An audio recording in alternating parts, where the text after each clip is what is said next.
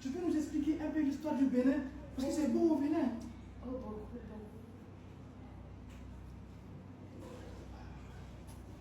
Avant la colonisation, le Bénin était connu sous le nom de Royaume du Dahomey. L'un des royaumes les plus puissants et organisés d'Afrique. Ce royaume était célèbre pour ses rois influents, son armée forte, ses femmes guerrières appelées Amazones du Dahomey. Waouh! Applaudissez pour ça.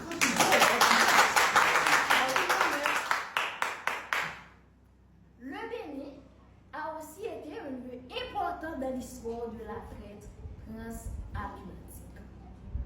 La ville du Ouaïda était un grand port d'où les Africains ont été envoyés de force vers les Amériques. C'est ce qui a créé un lien direct entre le Bénin et les pays comme Haïti, les États-Unis, le Brésil.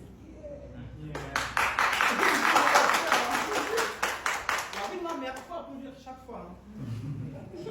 Le Bénin est aujourd'hui connu par sa richesse culturelle, le vaudou, une spiritualité ancestrale née au Bénin. Les danses traditionnelles et des respects des tambours comme Haïti, vous voyez, je vous dis que Haïti, ça a été aussi au Bénin. Bon, moi je suis aussi béninoise. Ah, yeah.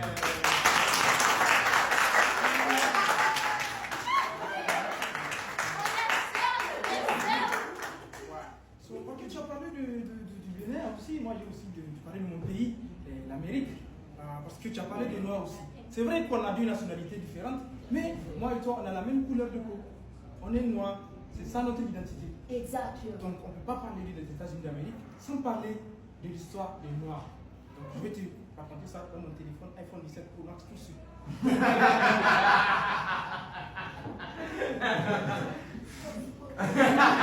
Comme j'ai des téléphones quoi.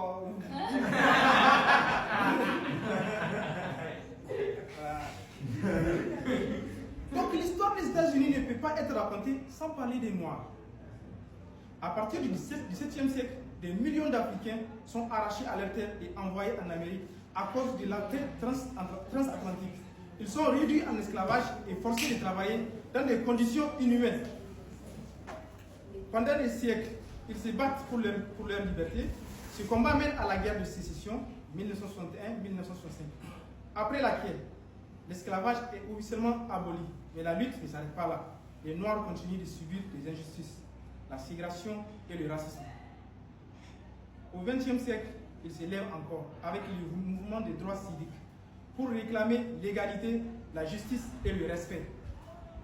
Aujourd'hui, malgré les difficultés, les Afro-Américains ont contribué à faire des États-Unis une grande puissance dans la culture, le sport, la musique et bien plus encore. Donc, peu importe où nous sommes aujourd'hui, que nous soyons en Amérique, en Europe ou en Afrique, nos racines sont les mêmes. Notre histoire commence en Afrique.